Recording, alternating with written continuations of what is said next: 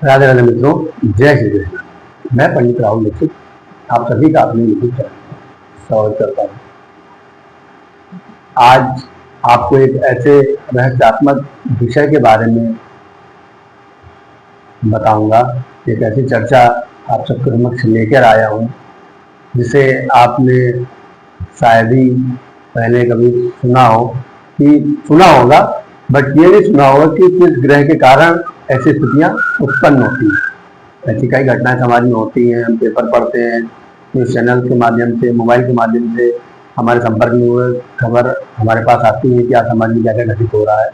तो वो आज में उसके पीछे जो ग्रह स्थिति काम करती है, कि ग्रह स्थिति के कारण ऐसा काम होता है, ऐसी घटनाएं घटती हैं, वो हम आज आपको बताएंगे।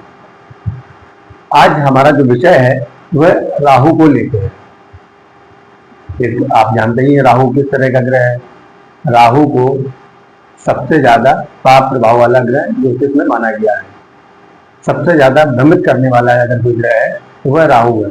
जिस प्रकार शुभ ग्रहों में सबसे शुभ ग्रह देव गुरु बृहस्पति होते हैं, उसी प्रकार पाप प्रभावों में, बुरे ग्रहों में सबसे ज्यादा बुरा ग्रह राहु ही होता है, जो हमारी मति को भ्रमित करने के लिए हमेशा सदैव तत्पर रहता है। वह प्रतिक्षण हमारे समक्ष कुछ न कुछ ऐसा दिखाएगा या घटित कराएगा या हमारा माइंड डाइवर्ट करेगा, जिससे हम अपने लक्ष्य से भटककर दूसरे किसी गलत लक्ष्य में उसकी ओर अग्रसर हो, आगे बढ़े। उसका काम भ्रमित करना है, उसका काम हमें गलत संगत पे ले जाना है, गलत लोगों के बीच ले जाना है, गलत दृश्य दिखाना है, गलत चीजों में उलझा देना है। प्रतिफल आपके मन में, आप खुद सोच के देखिए, कुछ ना कुछ एक ऐसा क्षण आता होगा जब आपको ये लगता होगा कि जब आपका कुछ सात्विक से तामसिक करने का मन करे, सही से गलत करने का मन करे। रुझान कभी भी एक क्षण जब शरीर में आता है या मन में आता है हमारे की कोई भी गलत या असंवैधानिक कुछ ऐसा, तो वो उस समय राहु का ही क्षण होता है। मन में उस समय राहु के विचार उत्पन्न हो रहे होते हैं। जो निगेटिव विचार होते हैं, जो किसी घटना को अंजाम दे सकते हैं, वह राहु के विचार होते हैं। तो हम आज बात करेंगे सप्तमस्थ भाव में राहु की, और वो भी अगर ऐसा राहु बीच राशि में हो तो क्या प्रभाव देता है। तो सर्वप्रथम अगर सप्तम स्थान में किसी भी जन्म कुंडली में अगर सप्तम में राहु हो और खासकर नीच ना भी हो, तो सप्तम में शत्रु राशि में हो, और अगर शत्रु राशि में भी ना हो तो किसी पाप प्रभाव में हो। मान लीजिए उसके एक घर आगे एक घर पीछे पापी ग्रह बैठे हैं, शनि हो जाए, मंगल हो जाए, और या तो वह उस पर शनि की या मंगल की ऐसे ग्रहों की दृष्टि पड़ रही हो, तो आप देखेंगे ऐसा जातक जो होता है वह सदैव काम वासना से घिरा हुआ होता है। उसके कई स्त्रियों से, अगर स्त्री है तो पुरुषों से, और पुरुष है तो स्त्रियों से गुप्त संबंध होते हैं। ऐसा जो इंसान होता है, ऐसा जातक होता है, वह दिमाग का बहुत तेज होता है। इतना तेज होता है कि वह साफ साफ कोई काम कर देगा और झूठ बोल जाएगा, और सामने वाला झूठ को मान भी लेता है। उसका दिमाग इतना शार्प होता है। और राहु, सप्तमस्थ राहु को वह जो सप्तम भाव है हमारी करते हैं वासनाओं का, काम का, क्रिया का, व्यापार का भी है, नहीं काम का, वैवाहिक सुख का, इसका विचार वहां से किया जाता है। तो जब सप्तम भाव पे राहु बैठता है, तो राहु जिस भी भाव में बैठता है उस भाव से जुड़े जो आदमी की चाहत होती है वह सदैव उसको घेरे रहती है।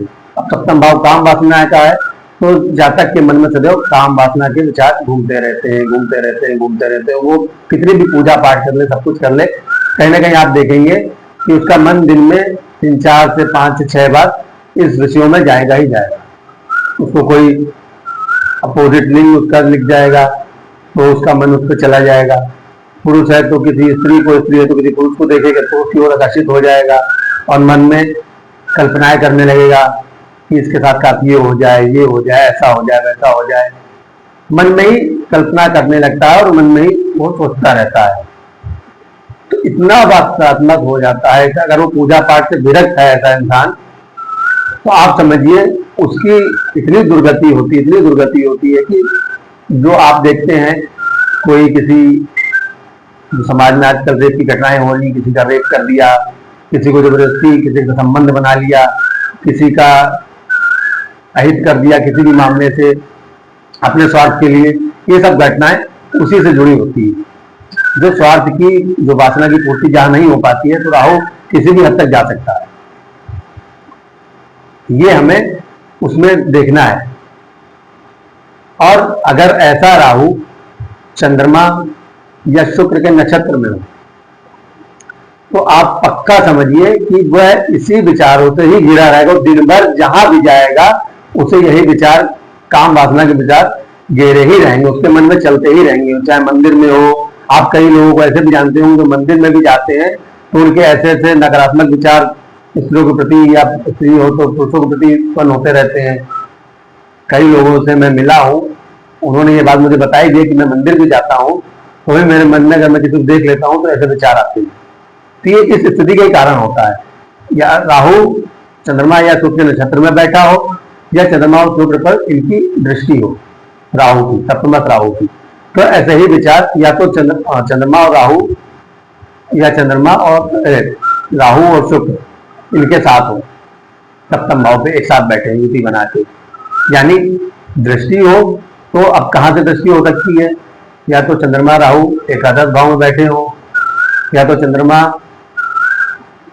क्या कहते हैं लग्न में बैठा हो, या कुंडली के तृतीय भाव में बैठा हो, और शुक्र भी एकादश भाव में, लग्न में या तृतीय में बैठा हो, तो सप्तम भाव का जो राहु है उसकी दृष्टि इन दोनों पे पड़ सकती है।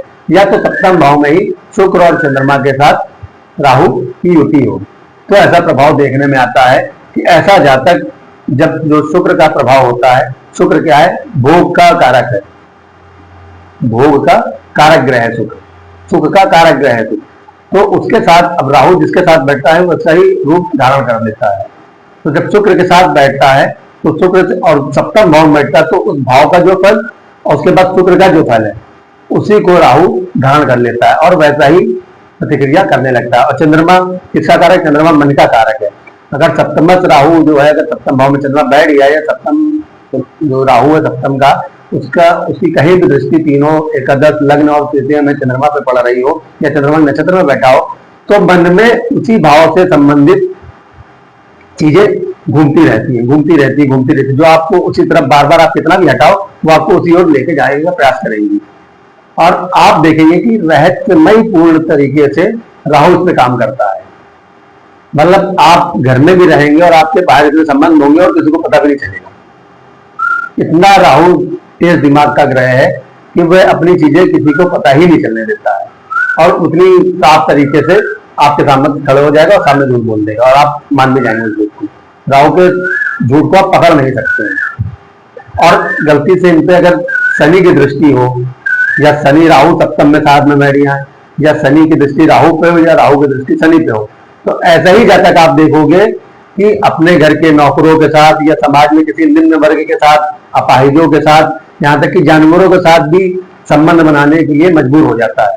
इतनी उसकी वासना बढ़ जाती है, इतनी बढ़ जाती है कि वह अच्छा बुरा या पशु किसी में कोई भेद नहीं रह जाता। उसको सिर्फ अपनी वासना की पूर्ति के लिए क्रिया करनी होती है, और जो वो राहु से कराता है, उसके मन में हावी इतना विचार, ऐसे विचार उत्पन्न कर देता है कि वह मजबूर हो जाता है। जैसे रेप ऐसी घटनाएं आजकल आप देख रहे हैं, किसी के साथ जबरदस्ती संबंध बना लिया, किसी की हत्या कर दी उसके कारण, पशु के साथ संबंध बना लिया, किसी अपाहिज के साथ संबंध बना लिया, किसी बीमार, कोई बीमार है, आपने अभी कलकत्ता में ऐसा देखा होगा या कई जगह से पढ़ा सुना होगा, हैदराबाद का एक ऐसा केस था, एक बीमार स्त्री या लड़की थी और उसके साथ अस्पताल में उसने संबंध। तो ये जो हमारे अंदर जो सकारात्मक विचार है, इसका हनन करने का जो काम करता है, ये सप्तमस्थ राहु जब पीड़ित हो, सप्तम भाव राहु हो उसमें भी जब पीड़ित हो, तो ये उन विचारों का हनन कर देता है, और उसको अच्छे और बुरे काम जो चीजें होती है उसमें भेद करना भूल जाता है, और अपनी जो क्रिया उसके मन में चल रही होती है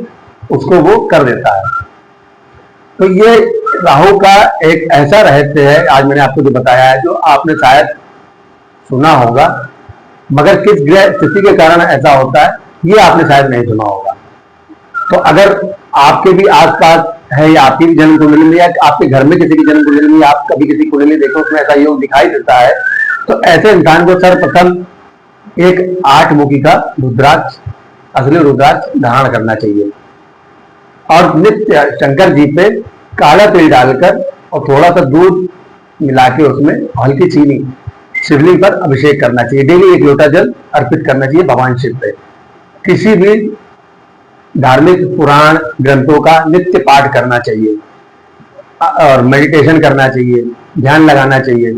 और ज्यादा से ज्यादा जितना हो सके हम सकारात्मक रह सके, सकारात्मक विचारों पे काम कर सके। मोबाइल भी देखें तो उसमें सकारात्मक चीजें देखें, सत्संग सुने, अपने मतलब की चीज देखें, क्योंकि हमारा मन बार बार राहु भटकाने का काम करेगा। आप मोबाइल भी देखेंगे तो उनको कोई ना कोई ऐसा दृश्य आएगा कि आपका मन फिर भटकेगा, मगर आपको उस समय अपने मन को संभालना है, स्थिर करना है। ये तभी हो पाएगा जब आप ईश्वर की शरण में पूर्णता रहेंगे। आप किसी मंत्र का जाप कर सकते हैं, किसी गुरु मंत्र का जाप कर सकते हैं, और निरंतर अगर ईश्वर की आप शरण में रहते, किसी मंदिर के डेली दर्शन करिए जाके, तो इससे आपका जो विवेक है ये जागृत होगा। और आपका अगर विवेक जागृत है तो कितनी भी राहु ऐसी स्थिति पैदा कर दे, सामने ऐसे ख्यालात ला दे, ऐसा दृश्य दिखा दे, मगर आप उसको क्रिया रूप में करेंगे नहीं।